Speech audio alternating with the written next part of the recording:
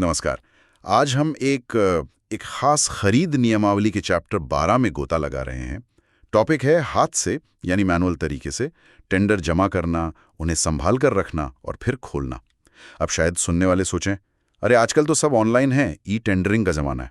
बिल्कुल सही, लेकिन ये नियमावली बताती है कि कुछ खास हालात में आज भी मैनुअल तरीका अपनाना पड़ सकता है।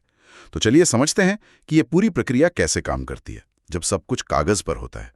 देखते हैं इसमें क्या दिलचस्प नुक्ते छुपे हैं। बिल्कुल। और ये समझना इसलिए भी जरूरी है क्योंकि ये नियम कायदे मतलब ये पारदर्शिता और निष्पक्षता के लिए बनाए गए हैं।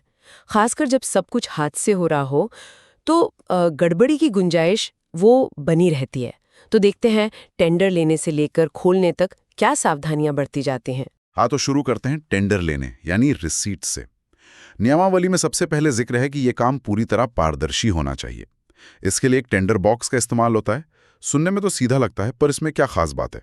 हाँ, ये बॉक्स ऐसी जगह पर रखा जाता है जहां टेंडर जमा करने वाले आसानी से पहुंच सकें। मतलब ऐसा नहीं कि कहीं कोने में छिपा दिया। और दिलचस्प बात यह है कि इसे खरीद विभाग की निगरानी में रखा जाता है, लेकिन यह भी पक्का किया जाता है कि अगर खरीद विभाग वाले मौजूद न हों तब भी लोग टेंडर जमा कर सकें, यानी काम रुकना नहीं चाहिए। और देखिए, पारदर्शिता की बात यहीं से शुरू होती है। कौन इस बॉक्स को कब खोलेगा, ये सब पहले से तय होता है। नियमावली साफ कहती है इसे तय तारीख और समय पर ही खोला जाएगा। और खोलेगा कौन? संबंधित अधिकारी, वो भी उन लोगों के सामने जिन्होंने टेंडर भरे हैं या उनके नुमाइंदों के सामने। और एक मजेदार बात और है इसमें। मान लीजिए बॉक्स खोला और उसमें पिछले टेंडर खुलने की तारीख के कुछ लिफाफे रह गए हों, तो उन्हें अनदेखा नहीं करते। उनको निकालकर एक अलग रजिस्टर में बाकायदा एंट्री की जाती है, किसने दिया, कब मिला वगैरह, और फिर उस अधिकारी को सौंपा जाता है जो उस टेंडर को देख रहा है। मतलब कुछ भी हवा में नहीं होता। अच्छा, ये तो हुई आम साइज के टेंडर की बात जो बॉक्स में आ जाएं। पर कभी कभी टेंडर इतने बड़े होते हैं, भारी भरकम फाइलें, कि बॉक्स में फिट ही ना हो, तब क्या? उन्हें ऐसी बाहर छोड़ देते हैं? नहीं नहीं, बिल्कुल नहीं। उसके लिए भी नियम है। ऐसा नहीं कि कोई भी उन्हें ले लें। नियम कहता है कि ऐसे बड़े टेंडर कम से कम 2 अधिकारी मिलके लेंगे, सिर्फ एक नहीं, 2। और उन अधिकारियों के नाम और पद यानी डेजिग्नेशन ऑफिस के गेट पर साफ साफ लिखे होने चाहिए, ताकि टेंडर देने वाले को पता हो कि किसे देना है। इन बड़े टेंडरों की एंट्री भी एक अलग रजिस्टर में होती है, जिसमें दोनों अधिकारी दस्तखत करते हैं, तारीख और समय के साथ। फिर इन फाइलों को टेंडर खुलने के समय तक ताले चाबी में सुरक्षित रखा जाता है। सुरक्षा और जवाबदेही दोनों का ध्यान रखा गया है। अच्छा, तो सुरक्षा का पूरा इंतजाम है। एक और सवाल मन में आ रहा है, आजकल तो ईमेल और ऑनलाइन सबमिशन आम है, पर क्या उस मैनुअल दौर में डाक यानी पोस्ट से भी टेंडर भेजे जा सकते थे? हाँ, बिल्कुल भेजे जा सकते थे और आते भी थे। नियमावली कहती है कि डाक से आए टेंडर को भी उतनी ही गंभीरता से लेना है जैसे कोई हाथ में देकर गया हो। उनकी भी वैसी ही एंट्री होगी, वैसे ही सुरक्षित रखा जाएगा। लेकिन हाँ, एक बात जरूर है, फैक्स या ईमेल से भेजे गए टेंडर को आमतौर पर तब तक नहीं मानते थे जब तक उसकी असली कॉपी डाक से ना आ जाए। और उसके लिए भी पहले बड़े अधिकारी से इजाजत लेनी पड़ती थी। सिर्फ ईमेल भेज देना काफी नहीं था, फिजिकल कॉपी जरूरी थी। ठीक है, ये प्रक्रिया तो समझ आ गई। अब मान लीजिए कोई टेंडर जमा करने की आखिरी तारीख और समय के बाद पहुंचता है, देर से, तब उस टेंडर का क्या हश्र होता है? उन्हें कहते हैं लेट टेंडर, यानी देर से आए टेंडर। और नियम सीधा है, आमतौर पर ऐसे टेंडर पर कोई विचार नहीं किया जाता, उन्हें खोला भी नहीं जाता। उन्हें एक तरह से रेस से बाहर मान लिया जाता है। ऐसा इसलिए ताकि जिन्होंने समय का पालन किया है उनके साथ नाइंसाफी ना हो। सबको बराबर मौका मिलना चाहिए। क्या इसका कोई अपवाद भी है? मतलब कोई ऐसी स्थिति जहां देर से आए टेंडर को भी मान लिया जाए? हाँ, एक छोटी सी गुंजाइश रखी गई है। नियम कहता है कि ये लेट टेंडर वाला रूल शायद तब लागू न हो जब सिंगल टेंडर इंक्वायरी हो। अच्छा, यानी जब सरकार या कंपनी सिर्फ एक ही वेंडर से बात कर रही हो, या फिर प्रोप्राइटरी परचेज हो। मतलब ऐसी कोई चीज खरीदी जा रही हो जो सिर्फ एक ही कंपनी बनाती है, उसका कोई और विकल्प ही ना हो। ऐसी खास परिस्थितियों में शायद सक्षम अधिकारी देर से आए टेंडर पर विचार करने की सोच सकता है, पर यह आम नियम नहीं है, अपवाद है। चलिए अब प्रक्रिया में आगे बढ़ते हैं। टेंडर जमा हो गए, सुरक्षित रख लिए गए, अब बारी आती है उन्हें खोलने की। यहाँ भी पारदर्शिता वाला सिद्धांत लागू होता होगा, है ना? बिल्कुल, और यहाँ तो ये सबसे ज्यादा जरूरी है। नियम साफ कहता है जितने भी टेंडर समय पर आए हैं वो सब तय तारीख और समय पर खोले जाएंगे, और वो भी उन सभी टेंडर भरने वालों के अधिकृत नुमाइंदों के सामने जिन्होंने टेंडर जमा किया है। मतलब सबके सामने खुलेगा, कोई चोरी छुपे वाला काम नहीं। हाँ, एक बंदिश जरूर है, हर कंपनी से सिर्फ एक ही नुमाइंदा वहां मौजूद रह सकता है, भीड़ लगाने की इजाजत नहीं होती। एक और बात ध्यान में आ रही है, क्या टेंडर जमा करने का समय खत्म होते ही तुरंत खोल दिए जाते हैं या कुछ इंतजार किया जाता है? नहीं, तुरंत नहीं खोले जाते। नियमावली कहती है कि टेंडर जमा करने की आखिरी तारीख और समय और टेंडर खोलने के समय के बीच कम से कम कुछ समय का फासला यानी गैप होना चाहिए। ये शायद इसलिए ताकि सारी तैयारी पूरी की जा सके, अधिकारी समय पर पहुंच सके और कोई हड़बड़ी ना हो। और ये खुलता कौन है? क्या खरीद विभाग का ही कोई एक अधिकारी? नहीं, यहाँ भी चेक और बैलेंस का सिस्टम है। गड़बड़ी रोकने के लिए नियम कहता है कि कम से कम 2 अधिकारी मिलकर टेंडर खोलेंगे, और ये दोनों अलग अलग विभागों से होंगे, एक खरीद विभाग से और दूसरा संबंधित वित्त विभाग यानी फाइनेंस डिपार्टमेंट से। दोनों की मौजूदगी जरूरी है। इसका सीधा मकसद यही है कि कोई एक व्यक्ति या विभाग अकेले पूरी प्रक्रिया को कंट्रोल ना कर सके। अच्छा, तो 2 अलग-अलग विभागों के लोग मिलकर खोलते हैं ताकि निष्पक्षता बनी रहे। अब जब ये अधिकारी टेंडर खोलते हैं तो उनकी जिम्मेदारियां क्या होती हैं? क्या जानकारी वहां मौजूद लोगों को बताई जाती है? हाँ, ये बहुत महत्वपूर्ण हिस्सा है।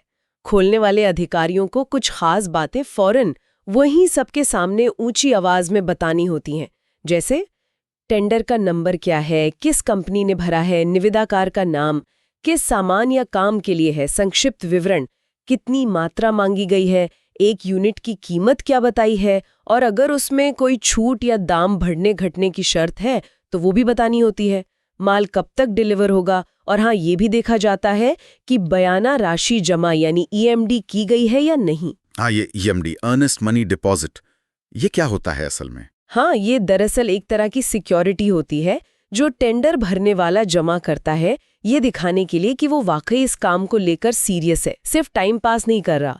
इसके अलावा और भी कोई जरूरी बात हो तो वो भी बताई जाती है। अरे वाह, मतलब काफी सारी जानकारी उसी समय साझा कर दी जाती है।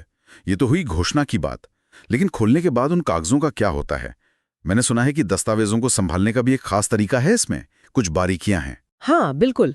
दस्तावेजीकरण यहाँ बहुत अहमियत रखता है ताकि बाद में कोई हेरफेर ना कर सके। जैसे ही टेंडर खुलते, सबसे पहले उन पर सीरियल नंबर डाला जाता है। फिर टेंडर के हर पन्ने पर, जी हाँ, हर एक पेज पर दोनों अधिकारी अपने छोटे हस्ताक्षर इनिशियल्स करते हैं और तारीख डालते हैं। जहां जहां कीमतें लिखी होती हैं उन्हें गोल घेरे में कर दिया जाता है और उस पर भी दोनों अधिकारी साइन करते हैं। अगर टेंडर में कहीं कोई काटा-पीटी है, कुछ मिटाया गया है या कुछ बदला गया है तो उस जगह पर भी अधिकारी साइन करके उसे वेरीफाई करते हैं कि ये बदलाव पहले से था। और अगर कोई टेंडर बिल्कुल खाली जमा कर गया है तो उस पर खाली या ब्लैंक लिख दिया जाता है। हर चीज का रिकॉर्ड रखा जाता है। बाप रे, हर पन्ने पर दस्तखत, कीमतों को घेरना, काटा-पीटी को वेरीफाई करना, ये तो वाकई बहुत ध्यान रखने वाला काम है। इसका सीधा मतलब यही है कि बाद में कोई कागज बदल ना दे या कीमत में हेरफेर ना कर दे। अच्छा, और जो लोग वहां मौजूद होते हैं, कंपनियों के नुमाइंदे, उनका क्या रिकॉर्ड रखा जाता है? उनका भी पूरा रिकॉर्ड बनता है। खोलने वाले अधिकारी एक लिस्ट बनाते हैं कि कौन कौन सी कंपनी के कौन कौन से नुमाइंदे वहां मौजूद थे। उस लिस्ट पर उन सभी नुमाइंदों के दस्तखत लिए जाते हैं। फिर इस लिस्ट को टेंडर के कागजों के साथ नत्थी कर दिया जाता है और इस लिस्ट पर भी टेंडर खोलने वाले दोनों अधिकारी तारीख और समय के साथ दस्तखत करते हैं। इसके साथ ही एक अलग नोट भी बनाया जाता है मौके पर ही, जिसमें फिर से दर्ज होता है कि किन किन लोगों ने टेंडर जमा किए थे और इस नोट पर भी अधिकारी साइन करते हैं। मतलब हर तरफ से पक्का किया जाता है कि कौन आया, कौन गया, क्या हुआ, सब कुछ लिखा पढ़ी में रहे। समझ गया, यानी हर कदम पर सबूत और गवाह तैयार किए जाते हैं। अच्छा, अब बात करते हैं टेंडरिंग के सिस्टम की। क्या टेंडर जमा करने और खोलने के अलग अलग तरीके भी होते हैं? नियमावली में कुछ जिक्र है इसका? हाँ, मुख्य तौर पर 2 सिस्टम बताए गए हैं। पहला है single stage single envelope system. जैसा नाम से ही जाहिर है, इसमें टेंडर भरने वाला अपनी टेक्निकल और कमर्शियल जानकारी, मतलब माल कैसा होगा, शर्तें क्या होंगी, और अपनी कीमत यानी प्राइस बिड दोनों एक ही लिफाफे में डालकर जमा करता है। फिर तय तारीख और समय पर वो लिफाफा खोला जाता है और सब कुछ एक साथ पता चल जाता है, कौन क्या दे रहा है और कितने में दे रहा है। ठीक है, ये तो सीधा तरीका लगता है। और दूसरा सिस्टम कौन सा है? दूसरा है 2-बिट सिस्टम या 2 लिफाफा सिस्टम। इसमें थोड़ी पेचीदगी है, लेकिन इसका एक खास मकसद है। इसमें टेंडर भरने वाला 2 अलग-अलग लिफाफे जमा करता है। एक लिफाफा कवर ए में होती है टेक्निकल और कमर्शियल जानकारी, यानी वो काम करने के काबिल है या नहीं, उसकी शर्तें क्या हैं वगैरह।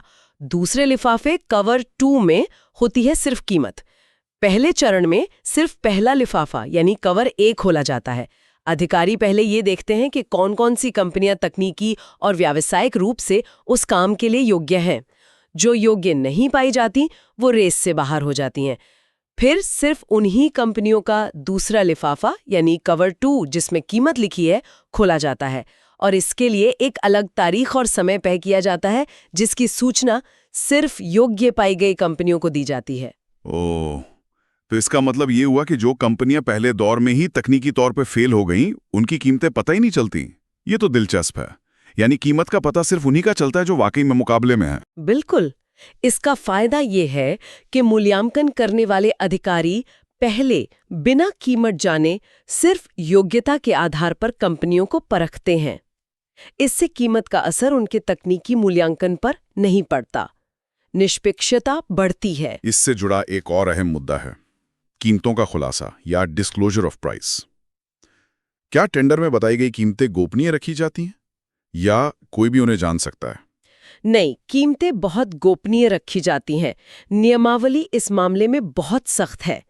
टेंडर को गोपनीय दस्तावेज माना जाता है।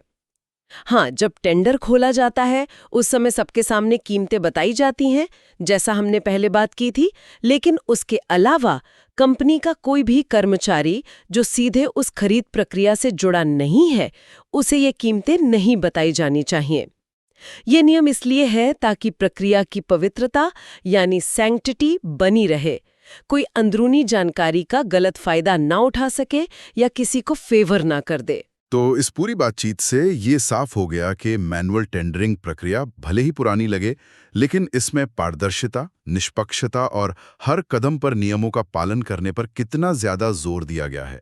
हर हस्ताक्षर, हर रजिस्टर, हर घोषणा का एक मकसद है। बिल्कुल, ये सिर्फ खानापूरी या कागजी कार्रवाई नहीं है। ये नियम ये पक्का करने की कोशिश करते हैं कि सरकारी या कंपनी का पैसा सही जगह खर्च हो, सबसे अच्छी डील मिले और पूरी प्रक्रिया में किसी भी तरह के भाई भतीजावाद या गड़बड़ी की गुंजाइश ना रहे। हर नियम के पीछे एक सोच है, खुफियता, फेयरनेस और जवाबदेही, अकाउंटेबिलिटी। ये सब समझने के बाद एक सवाल मन में जरूर उठता है। आज के डिजिटल दौर में जहां टेक्नोलॉजी इतनी आगे बढ़ गई है, जहां ऑटोमेशन और ई-प्रोक्योरमेंट जैसा सिस्टम मौजूद है जो शायद ज्यादा तेजी से और कुशलता से काम कर सकते हैं, क्या ये पुरानी, थोड़ी जटिल और वक्त लेने वाली मैनुअल प्रक्रिया आज भी उतनी ही जरूरी है, या ये सिर्फ काम को धीमा करती है? क्या तकनीक इन सभी सुरक्षा उपायों को और बेहतर तरीके से लागू नहीं कर सकती? सोचने वाली बात है। इसी सवाल के साथ आज की ये बातचीत यहीं खत्म करते हैं।